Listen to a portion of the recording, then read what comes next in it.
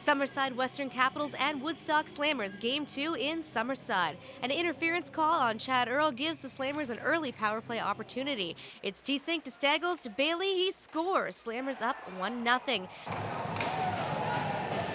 This would be the first of 7 trips to the sin bin for Brad T-Sink as he puts Jason Cameron into the boards. Slammers goalie Andre Gay is down. Tyler Piercy warms up, but Gay toughs it out.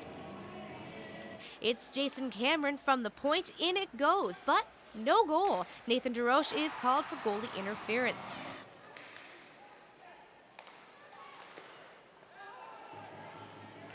Less than a minute later, the Caps have a 2-man advantage, but Nick Hurd makes sure they won't capitalize with 2 huge blocks.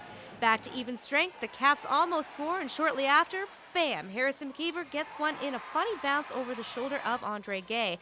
That would spell the end for the injured Gay, and in steps young Tyler Piercy. It's never easy going in cold. Piercy lets Parker Deighan get through. Jesse Hebscher with a punch in the corner puts him in the box for 2 minutes for roughing and puts the Summerside Western Capitals on the power play again. Time expires, Slammers trail 2-1. On to the second, the goal that almost wasn't. Woodstock whacks at the mesh, not realizing the puck's already been in the entire time. Nick Hurd is credited with the goal. Game is tied at 2. Bad turnover for the Slammers. Steven Brazel goes in alone. Staggles goes after him, crashes the net. Trevor Carmichael goes in alone. Piercy comes up with a save. Things get a little messy at the end of the second. Brad T-Sink, Lucas McKinley, Josh Daddick, Nick Hurd, Sean Staggles, Neil Sharon, Lance Pridham, Nathan DeRoche, and Chad Earl all getting into it there. Some are punished. It's a penalty box party. Everyone's invited. Slammers on a 4-minute one-man advantage. Can they get the job done? Yes. Mike Best, blocker side on Dorsey. Slammers up 3-2. Things start to get intense as the clock winds down on the third. Summerside Western Capitals call a timeout. At the 2-minute mark, pull their goalie. It's a risky move, but it pays off. Capitals make it 3-3 with 1:28 left on the clock, thanks to Parker Deighan. Head coach of the Woodstock Slammers, Jason Tatarnic, calls a timeout. Just when you've settled in for overtime, Brad T-Sink is called for interference one more time off to the box. This one's over. Spencer MacDonald with a game winner on a power play with 48 seconds left. Capitals win 4-3. The series tied at 1 apiece.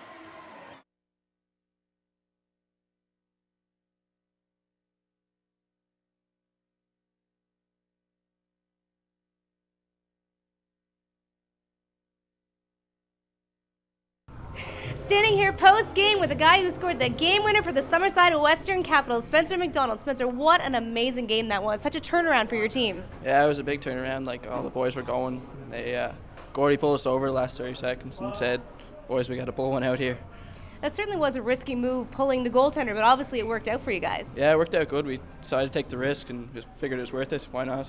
Down. Now, going back to the other night in Woodstock, obviously a big blowout game. How did you recover from that and make the turnaround for tonight? We had a skate yesterday and talked about it. Went around the room, decided what we have to do, and took it from there. You won this game. Obviously, that's huge and a big momentum for your team. What do you take away from that going into the next game, knowing you're going back to Woodstock? I'll just take the momentum and just be ready for the next one. It's still 0-0. All right, well, congratulations on your win tonight. All right, thanks a lot. Standing here, it's post-game. Summerside Western Capitals have a victory for them. Now the series is tied 1-1. You're going back to Woodstock in a couple of days' time. How are you feeling? We're feeling pretty good. We just got to play discipline up in Woodstock. The Woodstock has a tremendous power play, and we just need to play with a lot of heart and let our veteran guys lead. Now, obviously, that's a very risky move, pulling your goaltender with a minute and a half left, but it worked out for you. Well, it doesn't work out all the time, as you guys probably know, but we just got lucky. That's all you can say. You need good luck to win. Now, a lot of people say that victories result because you're in your own rink and you're home and you're used to it. And you're going back to Woodstock in a couple of days' time, and that's where the 10-3 blowout happened for you guys. What are you going to do to prepare for that? Well, we're just going to rest up and get a good meal, I guess, and take the long bus trip up to Woodstock. And like I said, we just got to play discipline and play with a lot of heart. Now, based on the last game that you played against each other, was this the kind of game you were expecting tonight?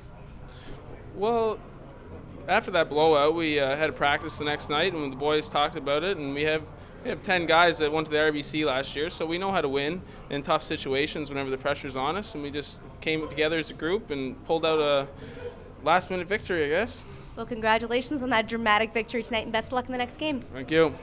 Standing here post-game with head coach of the Woodstock Slammers, Jason Tatarnic. Jason, obviously this was not the result your team wanted tonight. No, it's not, but it happened, and it's a 7-game series, so it's time to regroup and get focused for Wednesday night. Now, the game was very one-sided in favor of Summerside in terms of penalties. I don't think I've seen anyone spend as much time in a penalty box as Brad T. did tonight. No, we were pretty undisciplined at times tonight, but I think emotions were running high, especially after the previous game when they made it quite clear they want to get the puck in and make some contact with Andre Gay. And tonight, they actually accomplished their goal and they made contact with Andre Gay. And as far as we're concerned, that was intent to injure. And it's sad to see players take a run at a goaltender. They're defenseless, and the game's changed quite a bit, and there's no need for that. And as a coach and a member of this league, I'm pretty disappointed that happened tonight. Now, obviously, Tyler Piercy very inexperienced in terms of the season and playoffs as well. Do you think they really took advantage of that tonight? Well, I thought Tyler played well. The couple of goals there, he was screened, and there's not much he could do. But we have faith in Tyler. He's a good goaltender, and if we have to go with him on Wednesday, which I'm expecting we do, because it's a pretty serious injury right now with Andre, we're fine with that, and we have all the confidence in the world in him. Obviously, you had to use special teams a lot tonight, power plays and penalty kills. So how do you make an adjustment for that, knowing that most of your game was spent using special teams? Well, the thing about being on special teams so much, it tires you out and fatigue sets in. So the bottom line is we can't take as many penalties as we did. We have to be more disciplined. And then when we're on the penalty kill, we have to do a better job.